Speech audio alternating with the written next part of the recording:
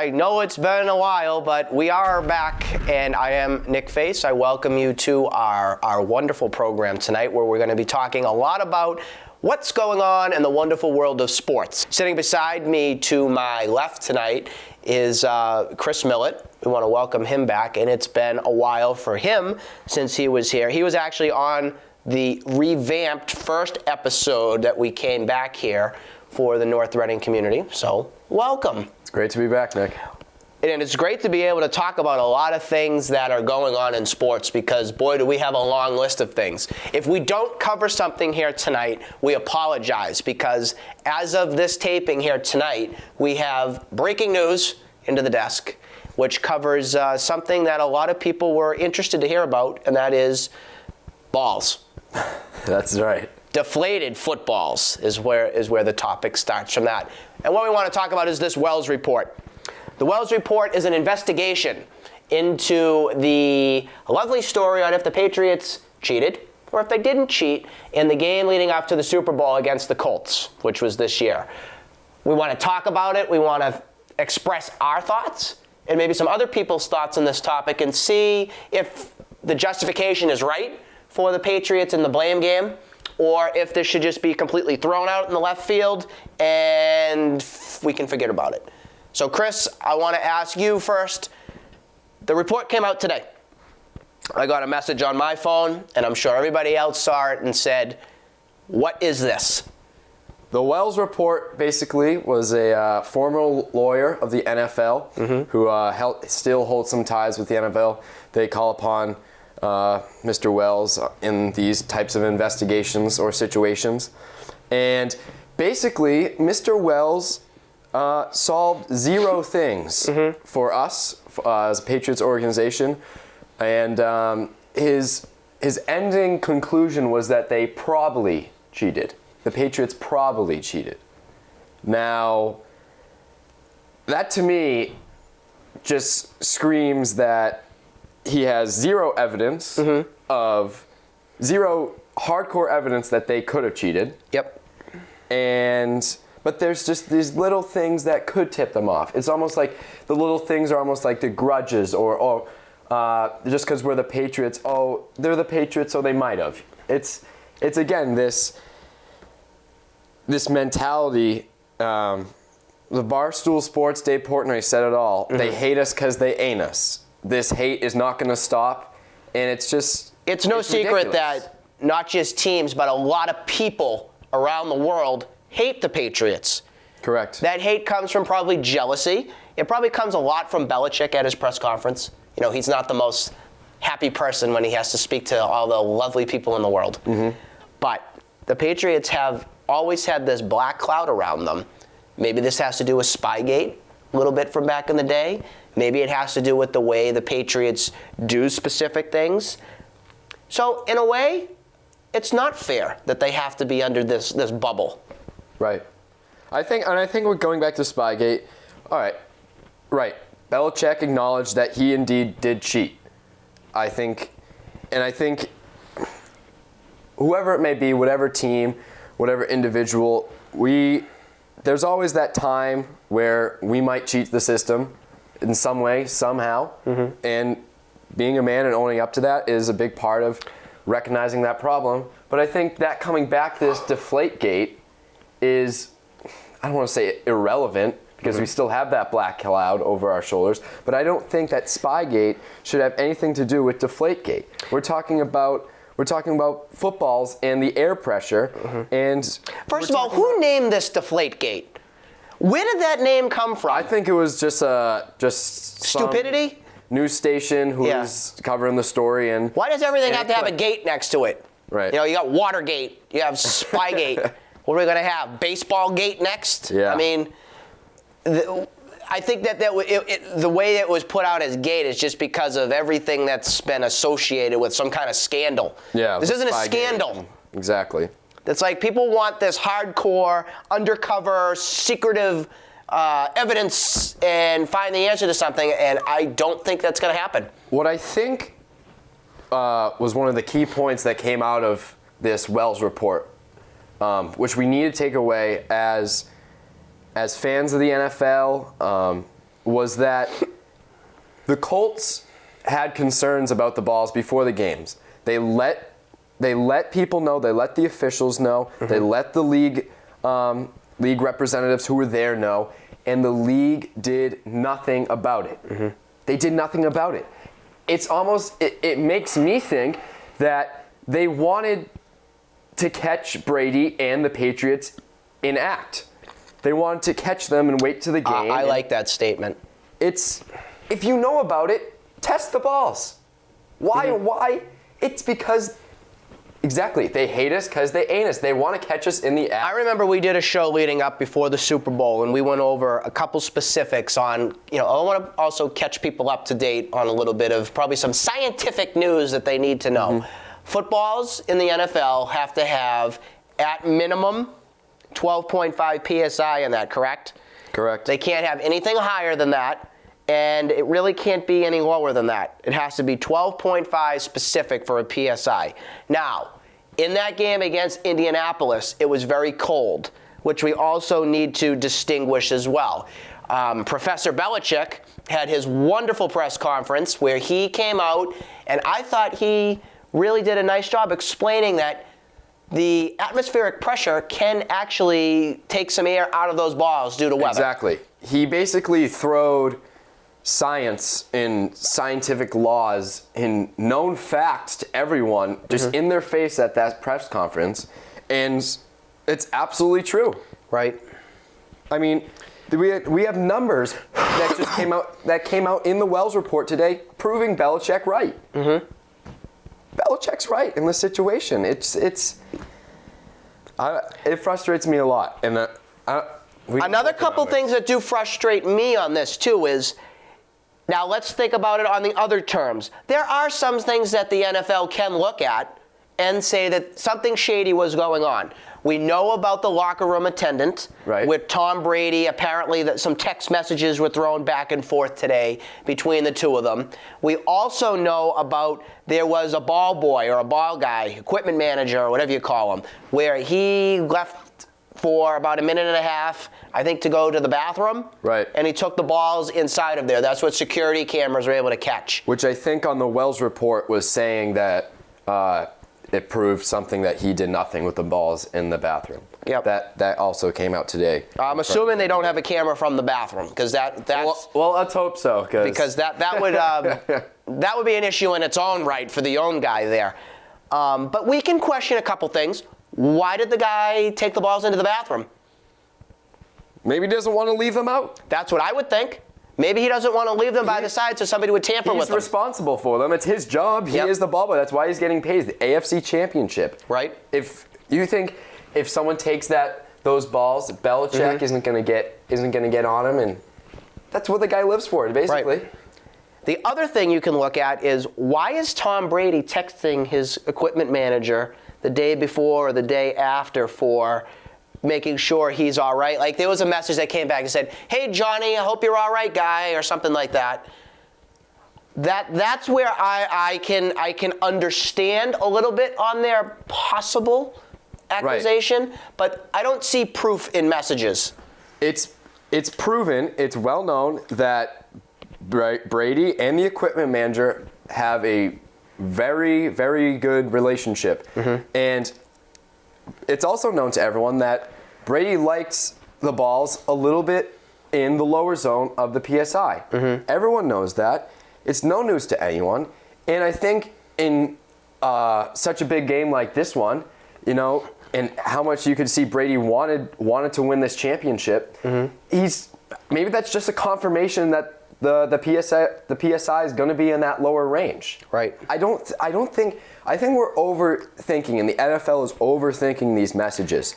Yes, maybe it could have been something, but I think the text messages are just Brady confirming that the balls are going to be where he likes them. If I was a quarterback, I would want to make sure things are good for me. Right. Maybe he needs to make sure that it has a specific feel to it, or a specific, style or feel or something like that. Now, I know that we went over this before when the Super Bowl came. I didn't put two footballs on the air, but I know a couple other media's professionalists out there did. They put a football that had 10 PSI in it and a 12.5 side by side, because I believe that's what the air was. Maybe it was 11 It was something. 11 something, yeah. 11 and change. Well, truth be told, you cannot tell the difference on which ball has what inside of it. You can't, all right? That's something that I am sure can also be put into this whole report here. If the officials didn't test the balls and didn't test the range, how do you really know which ball is what? You can't. Exactly. Well, I think in the player's defense, well, Brady knows what the 11 and change ball feels like compared to the 12.5. He probably does, yes. The players. But I'm sure the refs don't. Yeah, I'd agree with that. I'm sure the refs don't. So maybe there's more to the story that we're thinking about, and maybe there's more to the discussion. But at the end of the day, I think it's very difficult to be able to put blame onto something from professionals that aren't doing their job. That's the bottom line here. And if they're going to make an investigation and special report on it, well, why aren't the officials taking the blame for this? It should be their fault. Exactly. And professionals not doing their job, the officials, what also came out in the report today were the halftime measurements of the PSI and the after the game measurements of the PSI, which we do have a chart with the measurements, and these measurements are off by 0.3, 0.5 PSI each. I don't know what they were doing, if they were waiting time, or maybe they were taking air out of the balls themselves, but if we're the two officials... It's from Gronk spiking the ball, folks. That's what it's from. If we're the two officials and we're measuring the balls, it's only sensible and logical to me that once I'm done, I'm just hand it over to you, and you're using the same tool that I am. That's what I would think. But what are some of the readings that you have from your research? Well, I want to share some of the measurements that confirm that these referees had flawed measurements. Okay. They were off. Ball 1, 11.5, and ref 2 had it at 11.8. Okay. Ball 2, ref 1 had it at 10.8, ref 2 had it at 11.2. Okay. And just another one out here, ball 7 had, ref 1 had it at 11.6 and 11.85, and ref 2 had it at 12.3. That's 0.6 PSI. How is that changing between the measurements? It's not. It's referees not doing their job. It's flawed tools. It's flawed NFL is what it is. At the end of the day, it's flawed NFL. Or it could be lazy management, like you said. Flaws. Exactly. It's lazy management. And it all goes back to the top. Right. It all goes back to the top. I mean, we've seen it all with what the NFL has gone through in this past year. We've seen it through the abuse scandals. We've seen it through Spygate. We have seen it through even the lockout. Remember the lockout saga and all that? I don't think that they're doing a good job really running this league. And it starts from the top with Goodell. It starts at the top with Goodell. I think because I know Robert Kraft was a big supporter of Goodell. All right. After this comes out, he's not calling. that number's deleted from his phone right now. I'm telling you right now. There's no more love there. Yeah. All right. Well, even Goodell said he's not apologizing. Yeah. Not even a question he does. Yeah. So there's a love-hate relationship right there. All right. Actually, there's probably no relationship there at all. So that's going to definitely have some say, because Robert Kraft is one of the most influential owners in the NFL. Absolutely. He has a lot of say. Absolutely. A whole lot of say. So to see how this whole thing plays out will be interesting. I know he did have a statement and said how disgusted he was with reading something like this, because in my eyes, I don't think he has any clue what's going on with this. I have to believe that. As an owner, I don't think that he knows about anything that was going on here. No, he's not involved with the PSI. To be quite honest, he probably cares. He couldn't care less about it. Probably exactly. Right. He's counting the wad of cash up in the booth. As an owner should. You know, as an owner should. That's it. This is his baby. Yeah. So at the end of the story here, the investigation was able to come out and say that the Patriots possibly cheated. How about that? After how many days?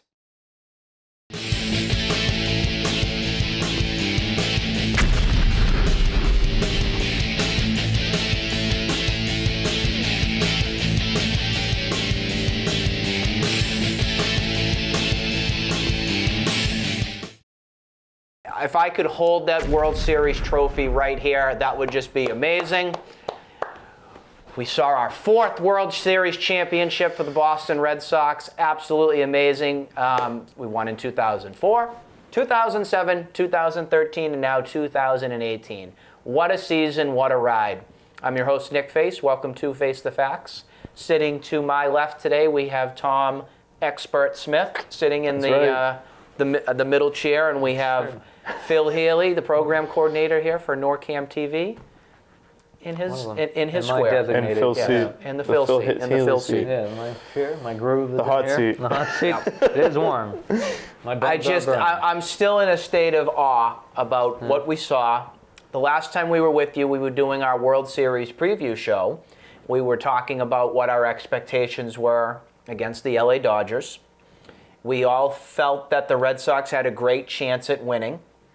This man right here, sitting in the center seat right here, what was your prediction again? I said 4 or 5 games. I was leaning more towards 6. I think you were more towards 7 games. Yeah, I went. Yeah, you wanted Halloween night. Although I kind of ended. I was leaning more towards the 5 games because I figured LA would take a game in LA, and sure enough. And it took him 18 innings. Sure did. Oh, it took him 2 games. It took him 2 games to win. Yeah. But lo and behold, it ended up taking 5 games, and the Boston Red Sox are again World Series champions from a team that It's crazy, man. will probably go down, at least right now, as the greatest Red Sox team that's ever been together. One of the things we didn't even talk about before we even previewed. We really didn't. No, it's something We can't really talk about it until it's all done. But we could have said in theory, if they win, they call it. Yeah, I agree. No, that's true. True, man. You have the 2004 team, which is very special. Did their World Series championship. Took 86 years for that one to get together. That was a wonderful team. I remember that like it was yesterday. Went against the Yanks and the Cardinals. On all the heroics that happened from that series. Yeah. Then you have this series, which was definitely for the record books with obviously how long certain games were. Sure. But I mean, talent-wise, from top to bottom, I've never seen a team that you put together an entire roster of people and you use basically every single person on that roster to help you win. In Game 3, that marathon game that was in LA, you saw 24 out of 25 players on that playoff roster used. Drew The only Pomeranz, person that didn't get, 23. Oh, all right. It was 23 out of 25. It was Drew Pomeranz and Chris Sale did not get used in that Game 3. That's right. Because Sale, they wanted him technically to come back for 4, Yeah. but we ended up getting word that Rodriguez was going to be your Game 4 starter. And then Chris Sale will be pushed back yet another game, which would have been Game 6, not if 5. They went to Boston, yeah. What I want to do right now is we'll talk about everything that we saw from the series, but I want to break it down game by game. So we want to go back first to last Tuesday, which would have been Game 1. That was at Fenway Park. That was the matchup with Chris Sale versus Clayton Kershaw. And it was a game that, again, it took some timely hitting, and it took a pinch hit at bat to make that win possible for the Red Sox. So that was the game that will go down as the Eduardo Nunez pinch hit. Yeah. I think it was a 3-run home run. 3-run homer, to give the Red Sox the lead. Well, they were up still. I think they were up like 4-3, or what was it like? It was the score 8-3 final score? No, the final score was 9-4. 9-4. Were they up or were they tied? They were up 6-4. Oh, okay. And he hit the home run to put him up. That's what I believe it was. It was still close enough, But, it was definitely one of those games where you didn't feel super comfortable. You feel like you needed a little bit more runs for cushion and all there. Oh, Kimbrough doesn't give you any confidence? Oh, none at all. Sorry. No, I forget which game it was, but I texted him. I was like, Oh no, it was actually the Game 5 winner when I was like, he was like, they got this. I was like, I need to wait another inning or two. This was when they were up 1 run. I was like, I need to wait an inning or two to see. Or whatever? Yeah, it was like a 1-run game. I was like, I don't know. From game 1, from my biggest takeaway was obviously Chris Sale was going to be starting. He had a little bit more well-rested because he hadn't pitched since that belly button infection ring thing. Yeah, it was like 7 days or something. I forget. Yeah. So he had I think 9 days between that game 1 start against Houston and that next start he pitched against, obviously it was the Dodgers. But what you saw was even with the Chris Sale not 100%, you end up seeing Kershaw just not being the typical Kershaw that a lot of people have expected. Kershaw, I mean, from what I've seen with Kershaw when he plays against the Red Sox is they got the book on him, huh? Yeah, he can't pitch against them. He can't. He doesn't do well against them. But I think that's the book on a lot of these players, a lot of these pitchers rather, that face the Red Sox, is it seems like these aces that they go up against, whether it's a Kershaw, Scherzer. Remember when Porcello got that big hit for Porcello? That Porcello got, it was against Washington earlier this year. Well, that also goes back to his Detroit even Verlander days. they hit. That goes back to his Detroit days too, because he was a teammate of Scherzer back when they were in Detroit. Yeah. I feel like this team has a lot of mix of players that have seen certain pitchers a number of times, whether it's been more than others.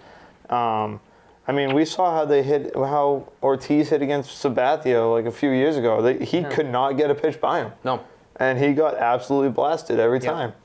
Of course, the main Red Sox players that have been on the team through the system have seen a lot of American League aces, but then you have a mix of JD Martinez being on Arizona, Porcello being on a range of teams, whether it was in the American League, Chris Sale playing for the White Sox, seeing all the teams out there more often. You have a good mix of players that have seen a lot of different pitchers that can give tips to other players on the team. What was your big takeaway from Game 1? The last Tuesday game, to start the whole thing. If you can remember. It doesn't feel like ages. If we look real tired, you can just blame the Red Sox for it. But I guess I'd rather be tired than Red Sox. I'd rather be tired than depressed. Yeah. Right. Well, yeah. They're not mutually exclusive, but from that game, Sale kind of waning in the fourth? He went in that. He gutted it out outside. Gutted it out a little bit. Yep. And just kind of, the Dodgers being surprisingly manufacturing some runs. They didn't get it. They got a lot of sac flies in that game, I think. And I know they were getting some stuff, playing a little small ball with that. And Manny Machado getting a couple ground out RBIs. I remember that. But not really. I remember the Dodgers not getting crazy. I think Game 2 they got. It was a tough run. It was a tough scoring game. Game for them. 2 was a very tight game. And the bullpen cruised in Game 1, I will say that. Not that they didn't cruise in other games in the playoffs. But the Dodgers, I believe, took a 2-1 lead. I believe the Dodgers scored first. Game 2. And that was one of the rare things that we've seen, because usually when the Red Sox had scored first in the playoffs, they win. Yeah. So I remember when it was like 2-1 at one point, and I'm saying to myself, you know what? I still feel okay. I think the Red Sox will end up being fine. Mm-hmm. Then it eventually, I believe it was the bottom of the 5th inning when they started to put some things together. Remember, it was very cold on that Wednesday night. Yeah. Benintendi came together and got some big hits. And then JD got that bloop single to right field because Puig was playing in Dorchester. Well, they didn't. That was kind of the thing, too. I know, and you can always, it's kind of cliche, but they say, do visiting teams and NL teams know how to play the wall or know how to play the park? The Dodgers' outfield alignment was just awful. Well, Robert should know better, too. He should have known better. They looked like a T-ball team out there. Yeah. Does Dave Roberts deserve criticism for the way that he managed in this World Series? Yeah, sure. Okay. There's aspects of it, yeah. But just like any do you think that the information and the messages that were given to Dave Roberts were dictated from him or upper management? Well, I think it's always both, isn't it? It's a chain of command. But, he can also choose not to do a certain thing, whether or not... it all depends. Do you think he has that relationship with them where he can break chain of command slightly if he sees something differently? Go ahead, Tom. I feel like, Dave Roberts, they said it a number of times, especially after we found out it was the Dodgers and the Red Sox. They said a number of times that he was a hero back in 2004 that gave the Red Sox, led the Red Sox, paved the way for them to the World Series ring and the trophy. But I feel like whether he has the ability to break the chain or he isn't given that freedom, I feel like he still should have, knowing whether they told him or not. He knows that field better than anybody else in that organization. So playing that outfield. And so playing that outfield, he should have played it the way he thought it should have been played. And if that was what he did, then that's on him. But if it was upper management and he didn't really have a say in it, then the analytics behind the game from the Dodgers lost them that series, I will say. Because if you saw the lineups that Roberts was sending out there on a nightly basis, when you had a left-handed pitcher going, when he's going with his left-handed lineup, he's taken out Jock Peterson. He's taken out, what's his name? Cody Bellinger? Bellinger, excuse me. He's taken out Max Muncy on some you only saw Cody Bellinger in game 1 and 2. Yeah. Yes, Yasmani Grandal, the catcher for the Dodgers, all out. Game 1. You can't take your thumpers out of your lineup and expect to win. Yeah, isn't that like what they got there on? Right. So lefty, righty, or whatnot, you got to go out with your best. Did any of you guys watch any of the Brewers series at all? I know you watched a little bit I of didn't it. watch Did the Brewers have a lot of left-handers, or was that a thing that? The Brewers were a very interesting team this year because they really weren't relying upon starting pitching so much. Was it the bullpen thing? Like I remember one of the games in the playoffs, I think it was Wade Miley went like a third of an inning when he started. Oh, yeah, and that then was... Craig Counsell, the manager for the Brewers, pulls him and puts his bullpen in. Yeah. Yeah. It was a very interesting way of going about. Well, that might be the future, man. I hope it's not, tell you the truth. A third of an inning, though, really? I think it's getting And embarrassing. then play the next game. I'm used to a starting pitcher, at least from back when we've, 04, 05, 6, 7, going at least 7 strong innings. Yeah. We didn't see that often outside of, David Price and that Game 5 clincher. Yeah. But it might be the way, like they might feel an out. It is definitely a shift in the way baseball's being played. Now they're going 4 to You're 5 relying innings, more upon bullpen firearms.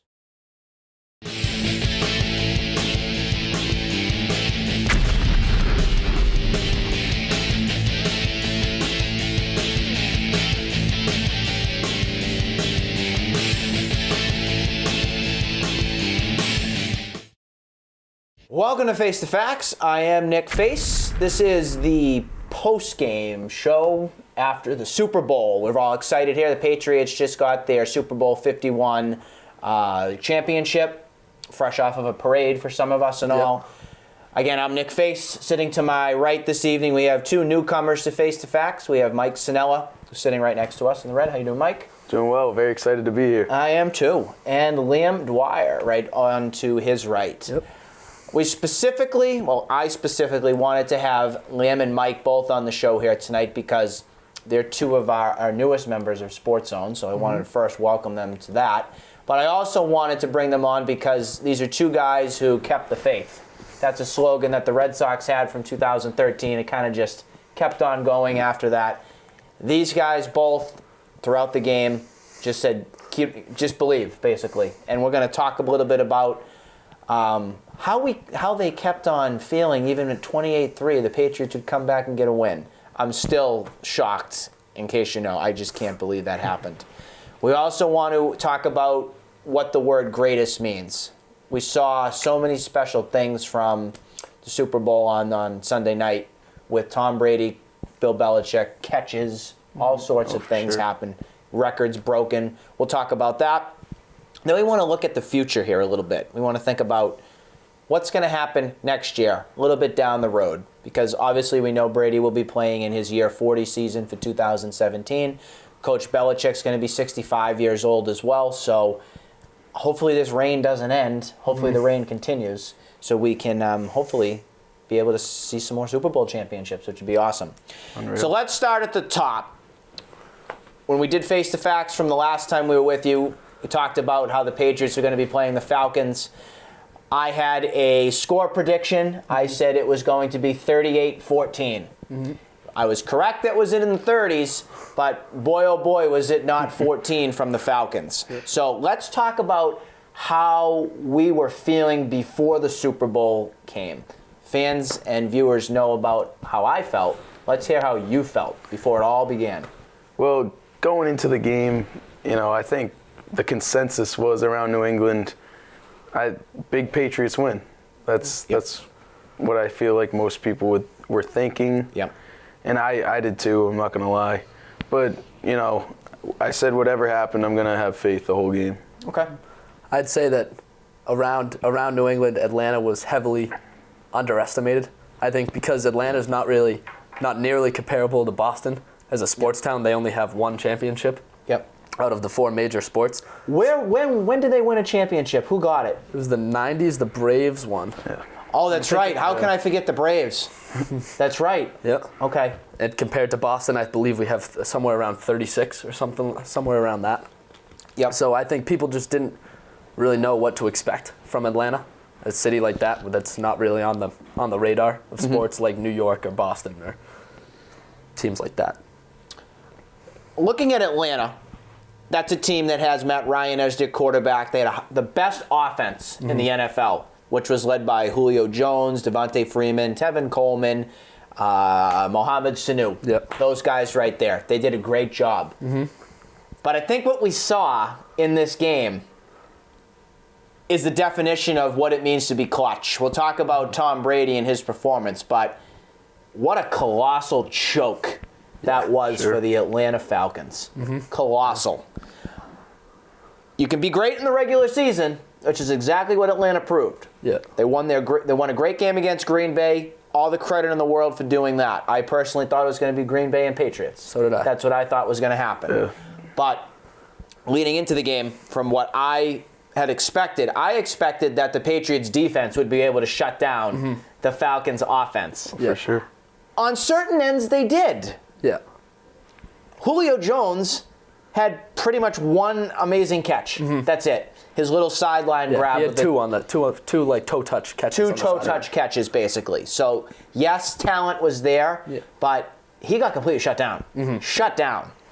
The running game, I thought Freeman was probably their biggest test for the season so far. Yeah, for sure. Le'Veon Bell may have been a test for them back when they had the Steelers, but he got hurt. Yeah. I think that as a team for Atlanta, what surprised me the most was their offensive line and their defense. Yeah. That at the beginning stages of the game, first half and all, they completely shut down the Patriots. Yeah. So let's talk about now the game itself. Yep. Everybody knows who got a chance to watch it. Atlanta came out guns blazing. The Patriots, they got the coin toss. They started the ball, opening drive. They were 4-and-out, done.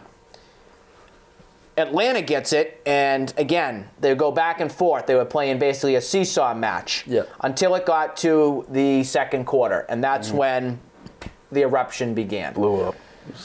How would you guys, I guess, grade how Atlanta did in that first half?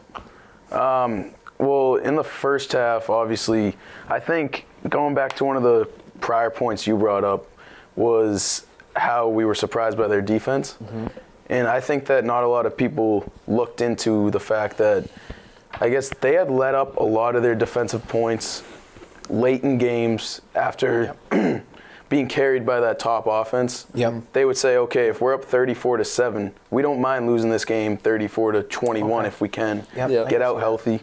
And so I think that based on that, and they came out firing and stuff, but I think they came out a little bit better than expected. I give them a B+. I think I'd gotta have to go with probably an A-. I was surprised specifically by their defensive line. Tom Brady was under pressure all day in the first half. We saw him missing throws, which I think was obviously, a result of how under pressure he was. Their defensive tackle, I forget what his name was, had I think 3 sacks in the game and had 3 sacks all year. Was that Dwight Freeney? It wasn't Dwight. It wasn't Dwight Freeney. Dwight Freeney was getting pressure too. I was surprised. He had a great first half. He really did. And then after that, they just tailed. I was surprised. I heard the name Dwight Freeney, and I was like, Dwight Freeney's still around? I was surprised too. I didn't know that he was. I didn't know where he was. Nope, I didn't either. Still just a pass rusher. He jumped off sides on the 2-point conversion. which was kind of scary. I was like, oh, flag down. And I was like, I'm pretty sure Dwight Freeney jumped, but you never know. When that flag happened on that 2-point, I'm like, oh, is this against us, against Atlanta? When you see the lineman jumps, you never know if it's the offense that twitched a little bit because they call it for the littlest things. You're right. I personally give Atlanta an A for that first half. Yeah. They came out, they silenced their critics. Yeah. That was their Super Bowl. Mm-hmm. They basically had the Patriots exactly where they wanted them. Yeah. Patriots got completely shut out. It was an unbelievable job for them. I was in a state of shock. Yeah. I didn't think that was going to happen. And at that stage, before Lady Gaga jumped off the roof, I was just completely in a state of shock. I was mad. I was trying to figure out what the heck happened. What I was most mad about was the play calling from the Patriots. Mm-hmm. What in the heck was Josh McDaniels doing? It was brutal. The play calls was brutal. Yeah. Blunt was terrible. He had been terrible for over a month. Mm-hmm. He wasn't doing anything. You also had a couple different situations where Martellus Bennett was lining up to get the ball at the end of that. They had that weird first half flip play to him. It was a flip play to him. Here's a guy who doesn't even have an ankle, basically. 275-pound guy. And going for that call, I didn't agree with it. I didn't agree. There was the trick play with Edelman threw it. Yep. I didn't like that. Yeah, I didn't like that either. Tried it once already. It was good. So my question here is, what was McDaniels trying to do? I mean, I think he was. I think he went into the game thinking he was going to have an easier time than he did. So I think he was trying to. I think he got a little bit flustered. Okay. And so, for example, with the Edelman pass, I don't think that they planned on using that. I think they thought they were going to be a lot better than they were. I mean, that we have seen in these playoff games, they do like to bring out their bag of tricks. Yeah. For sure. We saw, was it during the Steelers game? Didn't they have a flea flicker? Mm-hmm. They had a flea flicker. Deion Lewis, yep. Yep, they had one of those. Flipped it back. So the bag of tricks is always good to use, but I thought that was a little bit of a desperation move right there at that point. He realized that he was in trouble, so he was chasing the big play, momentum swing type of game-changing play. Yep. I thought the same there, too. So looking at that first half again, that was Atlanta the entire time of that half. The Patriots didn't do really anything good. Anything. Mm-hmm. Halftime comes. Yes, Gaga performed. I didn't watch. Except for when she jumped off of a roof, which was pretty cool.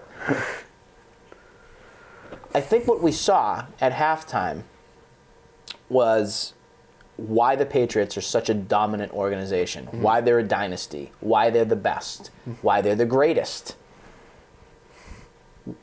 To make the adjustments that they did at the halftime, to be able to come back, win that game, is truly remarkable. Mm-hmm.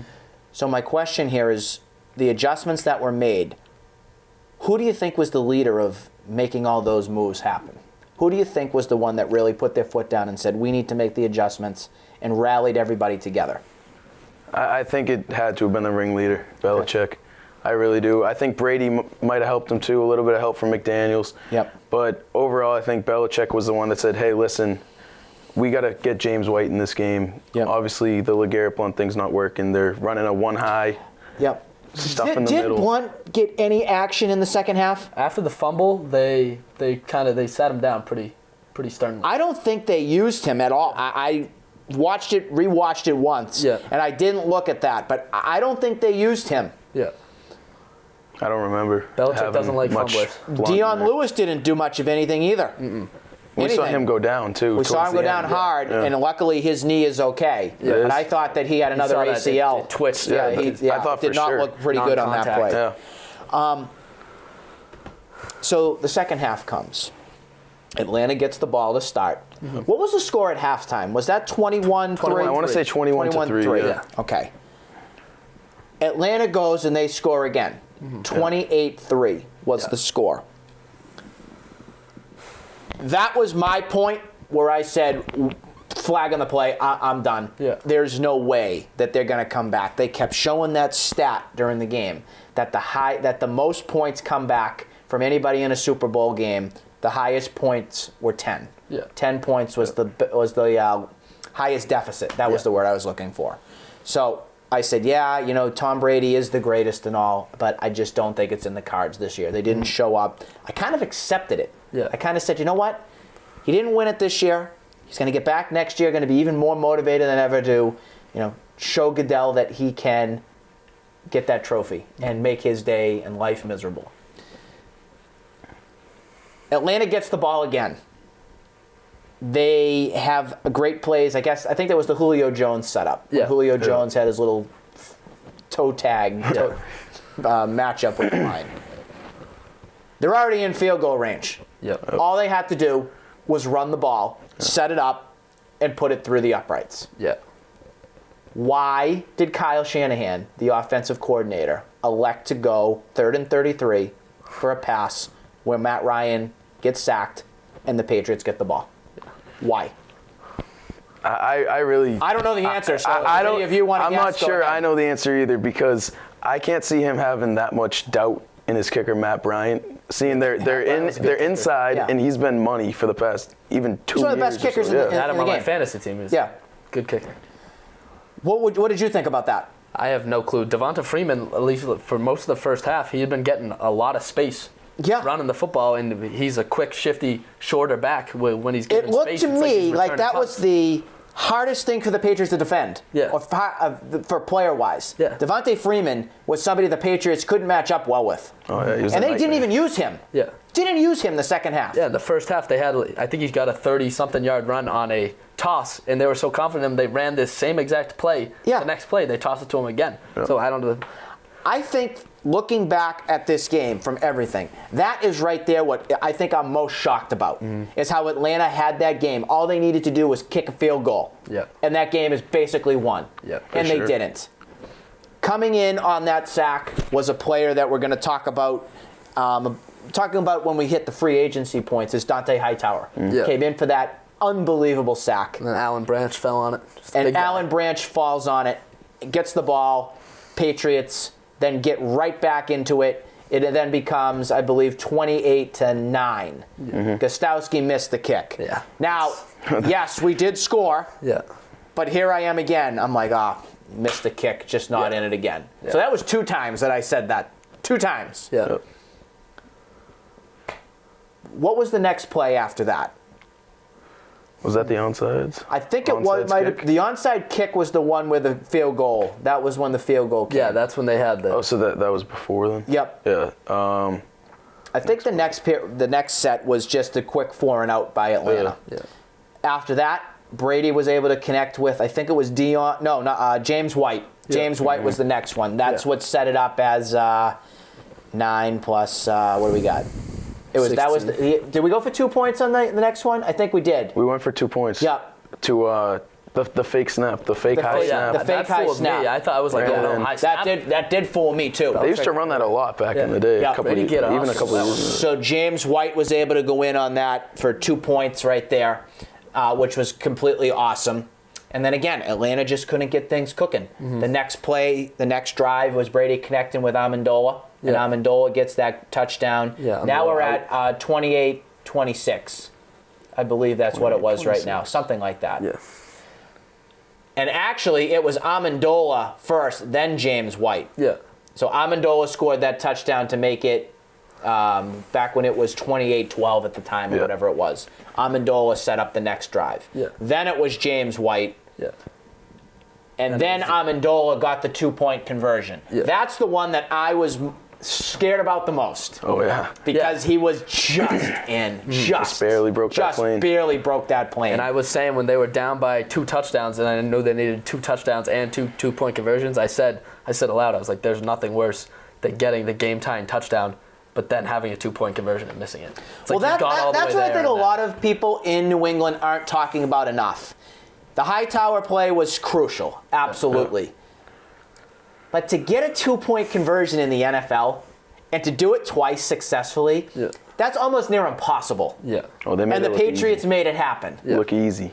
Look easy. Yeah. Like- Atlanta didn't even know what was coming. They could have put a wall up, Yeah. and they still would have got in. Yeah. How the heck is that possible? Just how?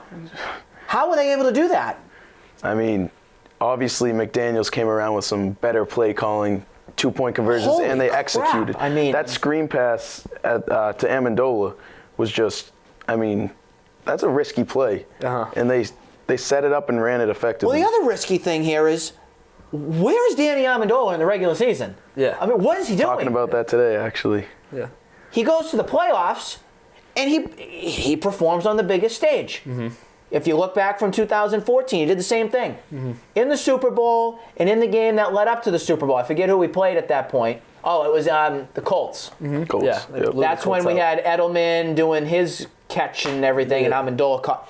He shows up at the biggest stage. So there's another one who's going to be a free agent. Yeah. What do you do on somebody like that? Yeah. And we'll talk about that as we continue to go on here.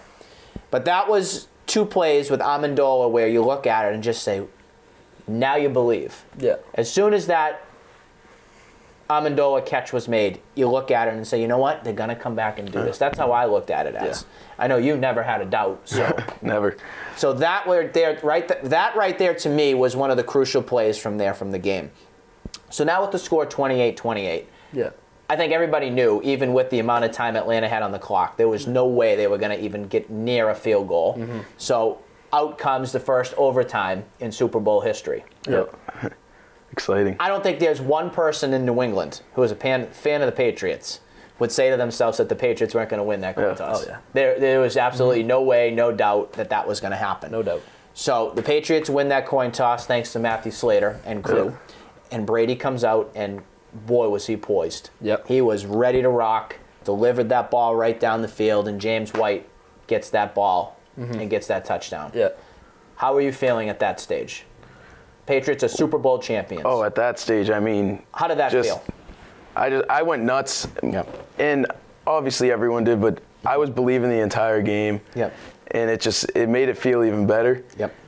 And obviously we know Brady's mom is sick, and I just felt real good for him. I was just real happy for him. Yep. Throughout the game, I was scared, but in the back of my mind, as a Patriots fan, I feel like everything usually kind of works out for us. Mm-hmm. So I was confident. I was like, the Patriots we have Tom Brady. At the end of the day, Tom Brady, Bill Belichick, I'll take those 2 against any team, no matter what the deficit was. So when they scored that last touchdown, at first I was like, was he in? Like everyone's going on the field. Do we know confirmed if he was in or not? I could, because the replay was a little shaky. Mm-hmm. I picked my cousin up, lifted him up, his head almost hit the roof. Yep. Hugged my dad, hugged my one of my friends I was with, and probably one of the more happier moments I've had in my whole life. Do you guys remember when the Red Sox won in 2004? I know you were real little from that point. I got to say, I really don't. No. Not the vividly, championship at least. I remember was the Celtics when they beat the Lakers. Yep. Now I have to show my age. I just don't like that. I was 14, and I remember it was like 12:30 in the morning when they won against the Cardinals for 2004. And I thought that was such a sweet moment. But I thought about it after this game, and I said to myself, I was kind of too young to really understand what it meant to kind of win at that point. I love the Red Sox and all. I thought it was awesome to see them win for the first time in 86 years. But this one, to me, as much of a baseball fan I am, because the Red Sox are near and dear for me, this one, I think this one takes the cake for me. Yeah. And I think that it's because everybody felt the same way about how Brady was wrongfully punished, how everybody was out to get the Patriots. They wanted to take away something that was ours. They were all jealous of Tom Brady, Belichick, and everybody. Yep. It was like someone stuck the finger right in your face, and you just wanted to go out and prove them wrong. This one, to me, as Belichick said, as Robert Kraft said, this one is the sweetest. Yeah.